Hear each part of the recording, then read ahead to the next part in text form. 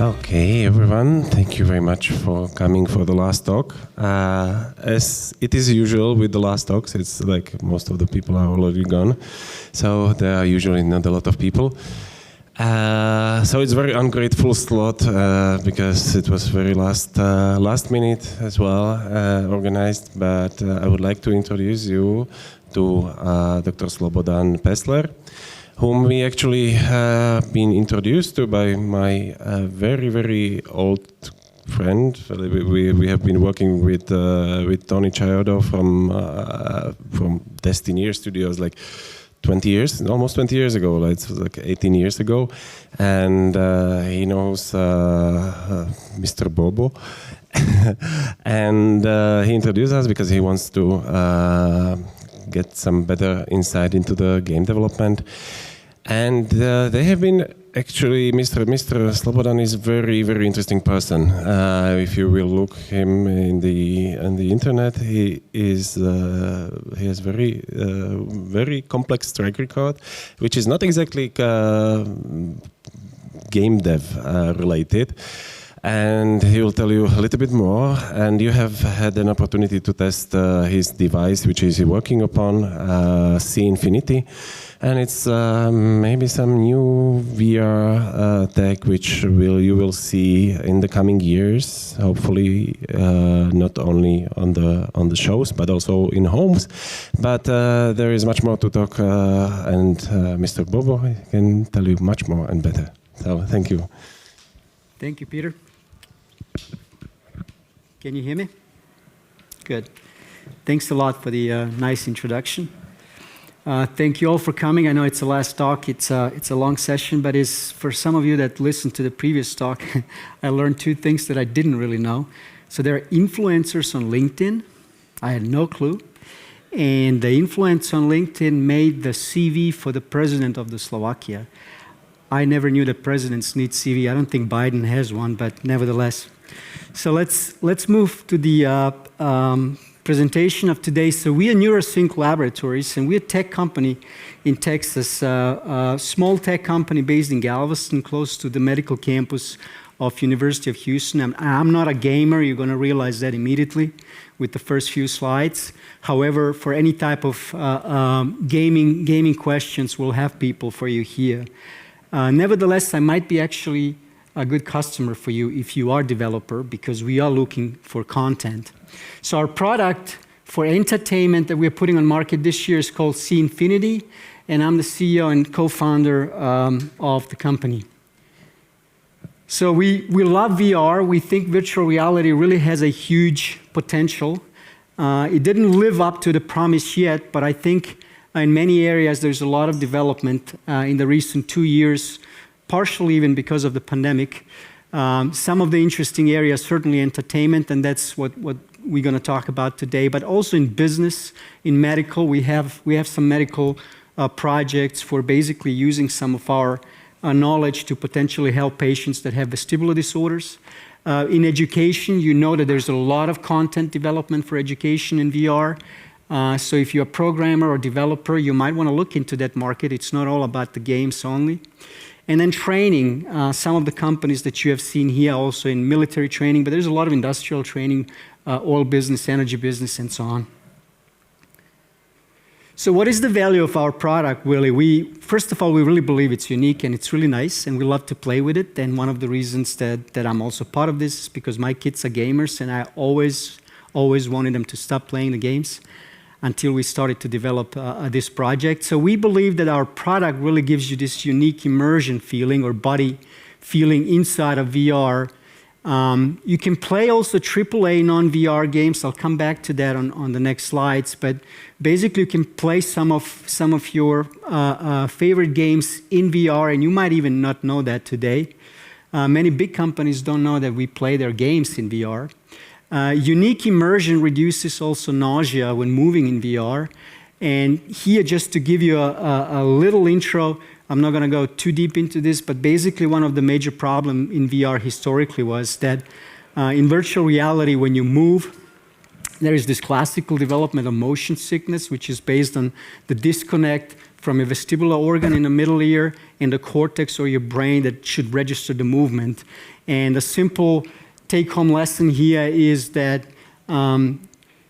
your eyes are telling you you're moving, but your brain doesn't get it as a natural movement, so you have this nausea development and motion sickness development.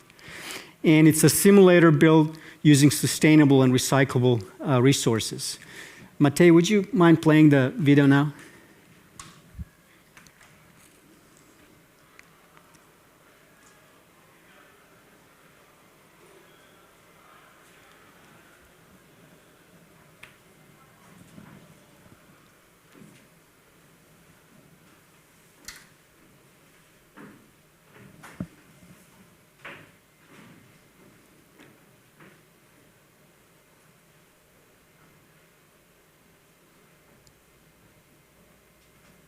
Tune it up.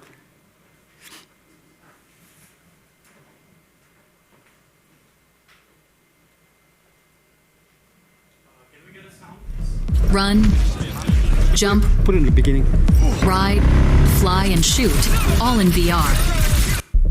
Today, we have various simulators, driving, flying, and more. But now, we present the C Infinity, the next evolution in simulation.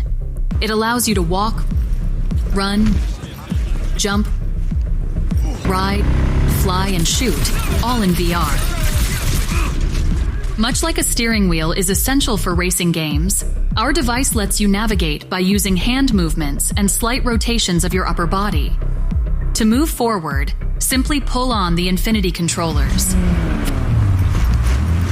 For moving backward, gently push them. To rotate, just turn your upper body in the desired direction. To strafe you, simply slide your finger into the lever on the controller. The C Infinity isn't just a regular controller. It offers unparalleled immersion through a neurological brain hack. As you control movement, biological sensors in your skin transmit signals to a part of the brain that partially overlaps with the motion processing part of the brain. This overlap allows for electrical signals to move from one to the other part of the brain, and when confirmed by the visuals the VR headset displays, this creates an unmatched sense of real motion. For those who love VR but struggle with motion sickness, C Infinity can be a game changer. It mitigates nausea, ensuring that your VR headset remains in use. Dive back into VR and experience your favorite worlds in true virtual reality. You've known VR in one way. Now, C Infinity offers a new, safer, and more comfortable way to play, no matter the size of your space. The most captivating universes are waiting in your library. Experience them firsthand in the most immersive way possible with C Infinity.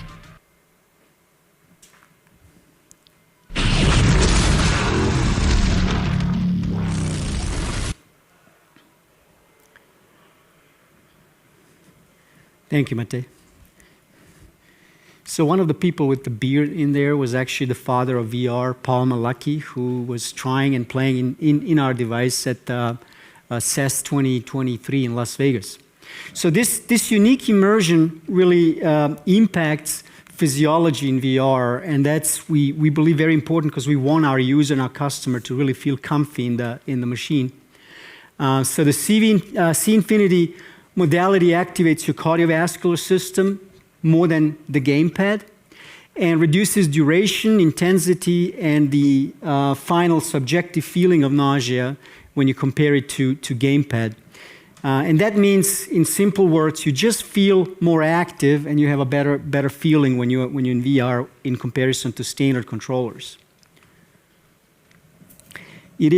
It really requires very little space, and that's also one of the original focuses in the project, because we wanted to be able to play VR in a limited space so that you can play it in your office, in the coffee shop, in hotel room, at the airport, or wherever. It requires, it's 10 square feet, that's just slightly below one by one meters. It's very ergonomic, comfortable, and it always keeps you safe.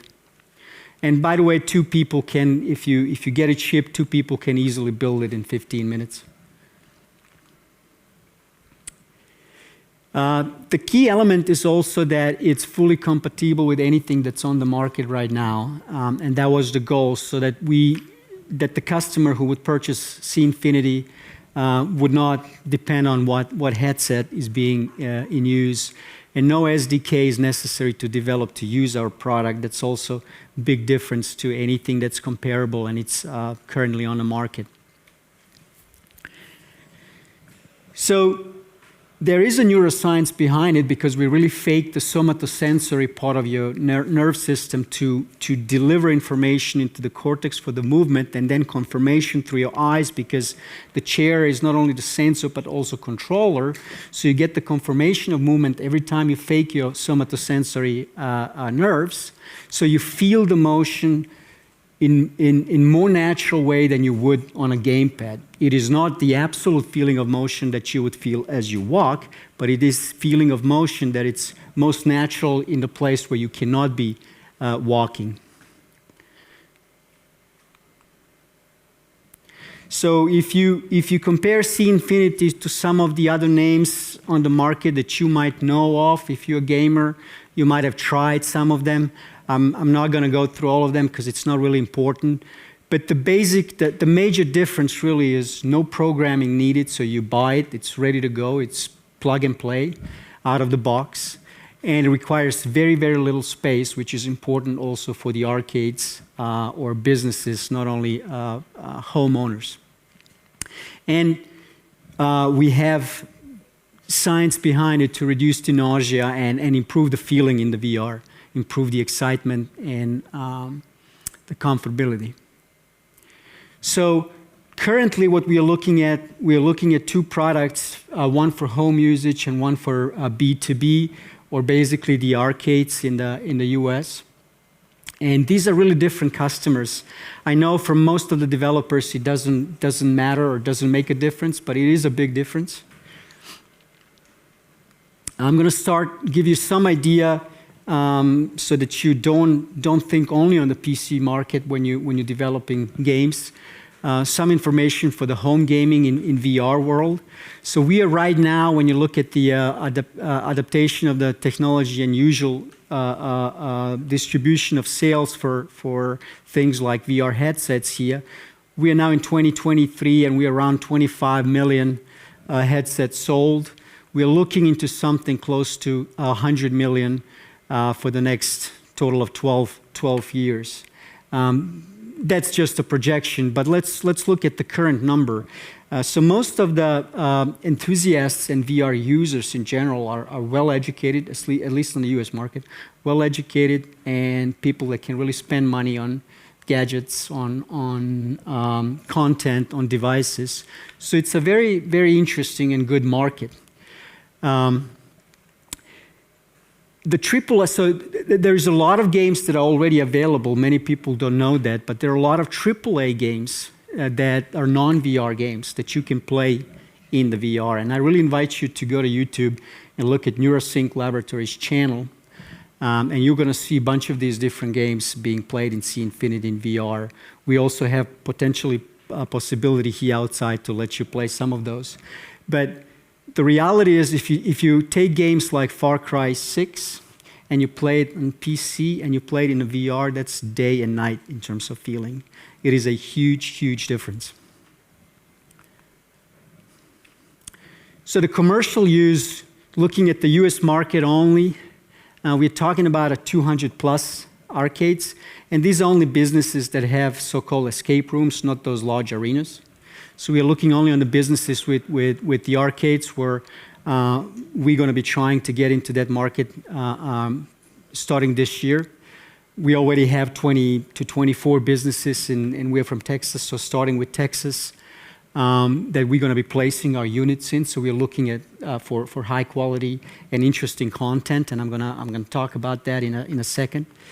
But we also want to partner with those businesses in the arena of esports events in the US for right now. So in the arcades, in contrast to the home usage, like you can imagine, if I'm the home user for games, I'm your customer, so you're going to sell me your games and your content. You're going to try to convince me that your game is interesting. For the arcades, it's actually very, very different. The business owner is your customer, and you might have the best game on the planet, but there's a lot of different boxes that have to be checked for the arcade business to take that game. And then we could spend hours talking about that, but basically the content can be, and often is, very, very different, often unknown to people outside of the arcades. And usually mostly selected by the business owners based on the ability to sell it and support it when the customers are using it. We know we've been going door by door, basically knocking on the doors and having owners play with our device to get the better idea what they really want and what they need. And we have a pretty clear picture. He is one of our customers, Dora Ramos from Houston. So if you ever go to Houston, please visit Exodus VR. Which is a arcade business in Houston, close to the largest shop in Texas, Galleria. And then after the US market, we would love to start expanding to Canada, Australia, Asia. So Japan would be a very interesting market for the VR. So what are we looking for and why am I in Košice? We came here because of the developers, so we're actually looking for content.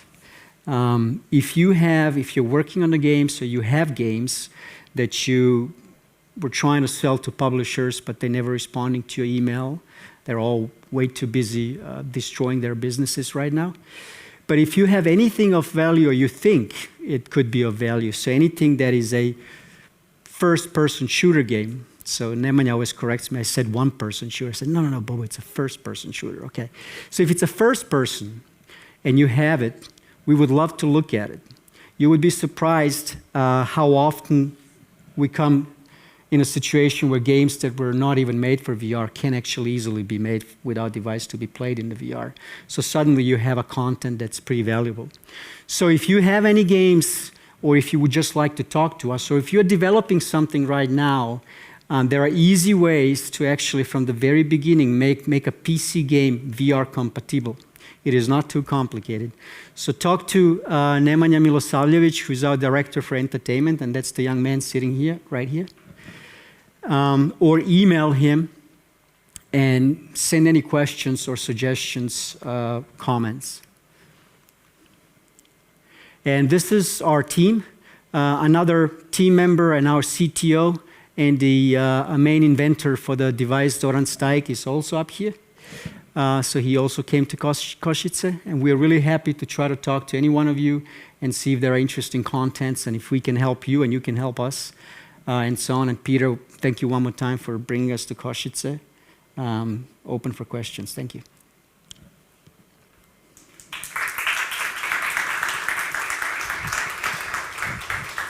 Thank you very much for that interesting talk. And do you have any questions?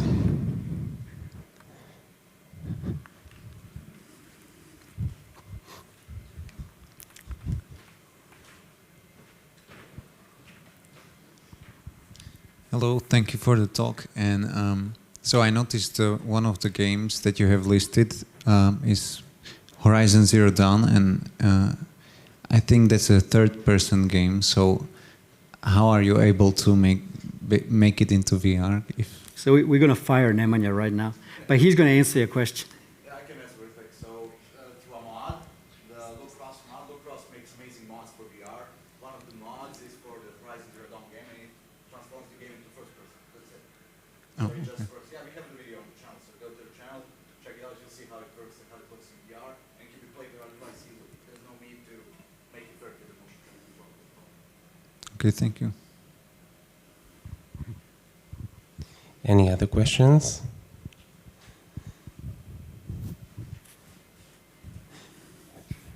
That would be actually interesting that how exactly is the mechanism that you the device reduces nausea? I mean, like, I understand that there is input coming from the triggering the triggers, basically, and that correlates with the expectations of the brain. But effectively, it's a different kind of motion, which is normally triggered by moving. So, I mean, it's what's the background in the brain which makes it? So I'll give it a shot, and I invite everybody at home to try it.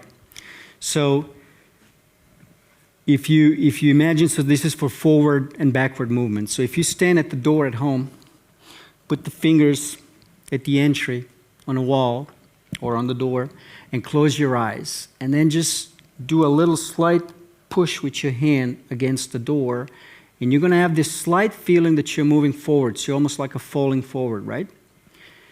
This is because the somatosensory nerve system overlaps with the moving center in the cortex. So you get this little noise, stimulation of the cortex, but when you open your eyes, that information is deleted because eyes are telling you you're not moving, you're standing, okay? The same would be if you're pushing away, you have this slight feeling of falling down if you close your eyes, but if you open your eyes, you're not falling down. In the chair, because in that holder, there is a not only holding your hand, but there's a sensor for the G that you generate, for the force that you generate with a slight push. And that one controls the VR. So now when you generate that slight fake overreaching of somatosensory into the moving center, your eyes also get a confirmation that you're moving because that generates the move in the VR, right? Because that's your controller. So it's a sensor and controller at the same time. So instead of on gamepad or joystick where you're just being moved through the VR and your brain never anticipates anything that's going to happen, here those nanoseconds, milliseconds of where brain anticipate that movement will happen and gets the confirmation, allows you to be more natural and less nausea. And we have clinical paper on this. We have real research done at the University of Texas and University of Belgrade. So this is a medical measurement. It's not something that I'm just telling you a story. It is slightly more complicated for the left and right, but it basically goes in the same direction, that as you have to be moving with the upper body to the side in the chair, the brain does expect the movement to the side, so it's a little bit less of a surprise for the brain.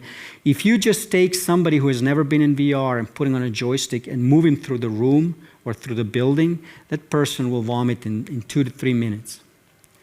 And that's very natural. I mean, this is a natural mechanism that is conserved evolutionary in our body. Because this is aimed to protect you against toxins and poison. This is what happens when you eat something poisonous. There's a disconnect with the vestibular organ and you vomit to empty your stomach. So this reaction of nausea leading to vomiting is something that's very, very deep in our body, especially for humans, because that's how we survived in nature. When we ate something poisonous, we just vomited out and it was awful, but you survived. Okay, I mean it's really fascinating. I mean those questions may not be entirely like game dev related, but I'm really fascinated by how the brain kind of processes all the information which it's getting from the external sensors. So also how do you monitor the activity of the brains during the study, for example? I mean. We were doing so far just clinical measurements, laboratory measurements. As a matter of fact, you're just mentioning something that we are planning to do 2 days ago on LinkedIn. I don't know if anybody saw that or not, potentially, but there's a first time real-time imaging of brain with the basic set of the hand of a person moving in VR. It's done at Stanford. So there is now a non-invasive capability to fully image all of the brain activity for a moving person in VR. So I do know some people at Stanford, and we'll try to get it actually done with C Infinity to see exactly which parts of the brain are being activated. Because our hypothesis right now and our wish would be that the activation in the brain as you move forward is similar as when you walk forward. Because many people believe that you need legs to feel motion, but that's not true. The only motion feeling is generated in your brain. And even people that are paralyzed can sense motion. They can sense true motion, forward and backward. They have no legs. They can't walk. They don't see, anything moving. Okay, and you have medical background, right? So it's kind of like a long step into the game industry, even though this is more kind of serious kind of thing, which could potentially have some therapeutic also usability, I guess.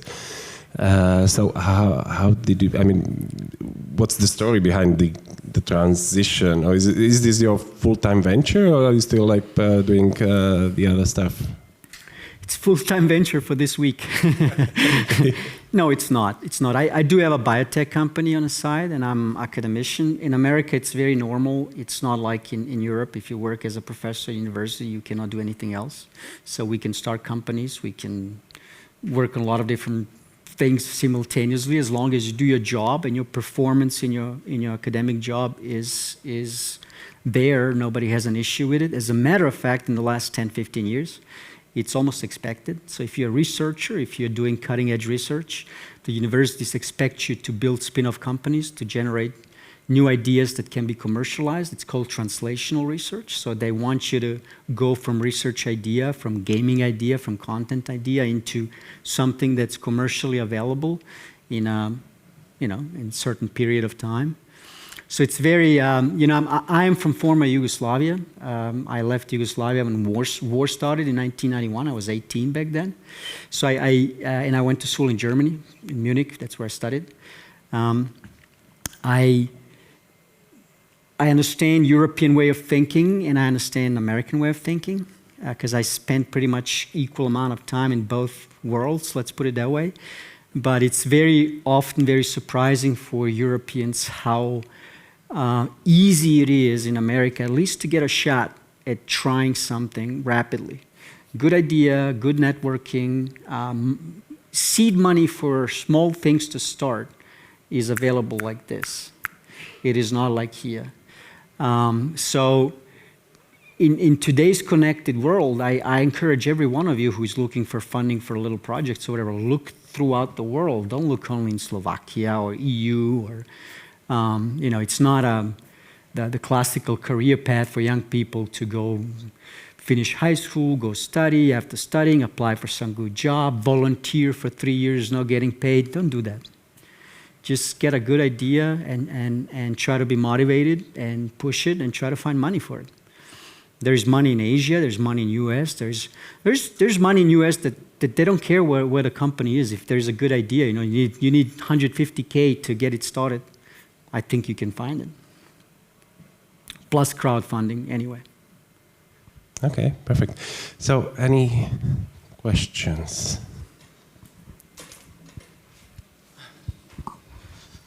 Thanks for the presentation. I wanted to ask, so if you take a PC game, flat screen game, and there is a VR mod, and the chair is basically a controller, so it's more natural in VR. But when you have games that are specifically designed for VR with the motion controllers, is there any solution to, some modding possibility to translate this to, use with the chair? Like, I guess you cannot play Beat Saber. So no, and it doesn't make sense to play ping pong with the chair. Yeah. But so the first part of the question would be, there are some games where it doesn't have to be only with the hand controls. It could be also gamepad, but developers didn't care, the company didn't care, that they never checked it, they never did it that way. So if it's in early development and we can ensure that the full controller will also be possible for that game, then C Infinity will be recognized and can be used. There are certain games, and we don't try to push our device into something where it doesn't make sense, okay? Because if you buy it and you don't use it, it's not a win, right?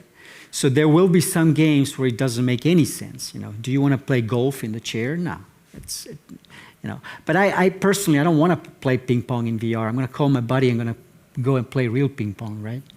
So there are certain areas. So there will be games. So there's a lot of games on some platforms that, like the Ubisoft platform, where we cannot play it right now because it was not It's not available for a gamepad or a gamepad controller or full controller.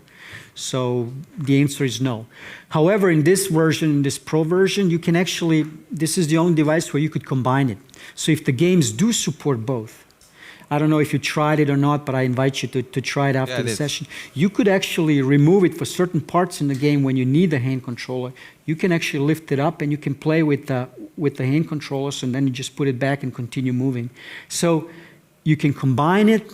You could certainly, I mean, any programmer can go back and make it, you know, gamepad playable if needed, but that's for certain games doesn't make. Yeah, so basically, if a developer is able to make a support for a controller, I mean the gamepad, it's compatible with. Yes, with the chair. yes. Most, Okay. I mean, 99% from what we've seen so far. Thank you.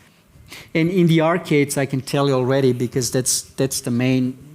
That's why we are focusing on it, because we tested the market, and the business owners just love the idea to have 6 to 10 customers more in the space than they have right now. So, and you know, when we are ready and when we can approach the Asian market also, I think all of these areas where you have to move a lot, because they, first of all, it's safety and liability issue for them. So if their customer is in a safe position and doesn't have to move, they're going to be happy.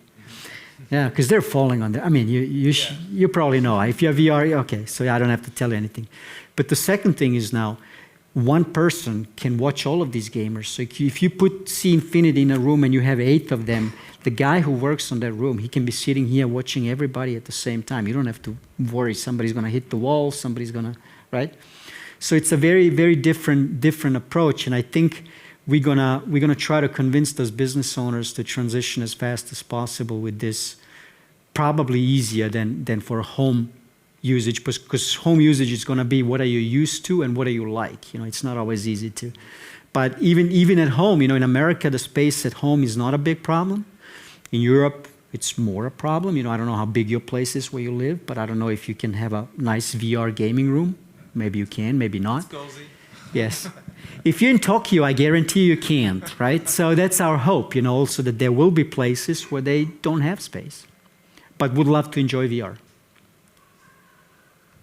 Hi, thanks for the talk. I have a follow-up question. I played your game, Subnautica, the device with the Quest Pro, and it's a 3D space where you move where you're looking. But can you do it with Quest 2 in 3D space that doesn't have a head tracking? Are you planning on maybe putting some of your tracking that you can move in the 3D space where you're looking without having an eye tracking in the device? We had it before, isn't it, Nemanja? Okay, I played it with Quest Pro, not with Quest 2. Quest Pro knows where you are looking. Can I play Subnautica in Quest 2? Because it doesn't really... Well, the Quest 2 also tracks your... The VR, every VR headset tracks where you're looking, basically. Head position. Yeah. Are you talking about 6 degrees of freedom? No. I didn't think about that question enough. I just asked. Nemanja, what was the setup that we had with those trackers that we had to put it in a room? That's the HTC. It doesn't matter what headset you use, basically. If it connects to the PC, it is going to be compatible, because we just use one USB cable of it running to the computer. So it's VR headset agnostic. Okay, that answers my stupid question. Yes. Thank you. There is one more question. Hey, thanks for the speech. I want to ask if you are planning to release something like a more house-friendly or like more cheaper, way more cheaper version of your chair. That basically, I don't know, around $1,000, euros, something like this. A little more customer friendly if you want to push this out of arcades and maybe to our homes. Yes, very simple answer. In 6 months from now, that's approximately the price target. It's not going to be a heavy metal like this. It's probably going to be aluminum or less metal. It's going to be slightly lighter. This is a pro version because you have to have a huge resistance in you know, there's going to be a lot of people going through, and some of these units, for example, for us, we've been to several countries and thousands of people through this. Mostly people in Texas are not as skinny as you guys, so we need a little tougher materials. But the answer is yes, probably around €1,000 for home use, e-shop, shipped to the home, instruction easy to build it up and set it up, and I hope personally with maybe 2-3 already codes for the games through Steam or something else that we know it's perfect for the chairs, so get you started. Okay, thank you. You're welcome. Okay, thanks for interesting questions. Anyone else? Yeah. Is it possible to play online games? I can answer that. So, for some, yes. For others, no. Depends on whether the game will allow you to inject any additional software. Sometimes the anti-hack will recognize the injection software as a hack, even though you're technically less than a mouse player. But basically, some games yes, some games no. Really depends on what sort of launch. What about those listed, Nemanja? Well, Counter-Strike, actually, that one used to be playable. On the older channel, before we were called Neuros Incorporated, we did have a video of me playing with the older prototype, C-Infinity. But after a few years, Valve updated their cheat engine, so basically you cannot do anything with Counter-Strike anymore. So Counter-Strike, unfortunately, no. Call of Duty should be playable, yeah. I've played, what's it called, the one when you run on the walls. Infinity Warfare, I think, something like that. I haven't tried them all, but I did try that one, and that one did work. So that one should still work in multiplayer. Battlefield does work. Battlefield, I can confirm it works. Okay. So if you don't have any further questions, then I would relieve you from this talk, and we can meet up in 20 minutes for the final awards and for the closing ceremony. So I hope that all the indies which will get the awards will be here. Thanks very much for coming over to Košice. So just additional last comment I forgot because of the question for purchasing. So right now, so if you want to scan, Nemanja can give you a QR code. Right now you can buy for $1,000 something that it's 3,500 on Kickstarter, but it's going to be, I'm not sure how many, but very limited number, maybe 20, 30 units total. But if anybody's interested, please follow us on Kickstarter, try to give us some thumbs up and so on. Thank you, guys. Thank you.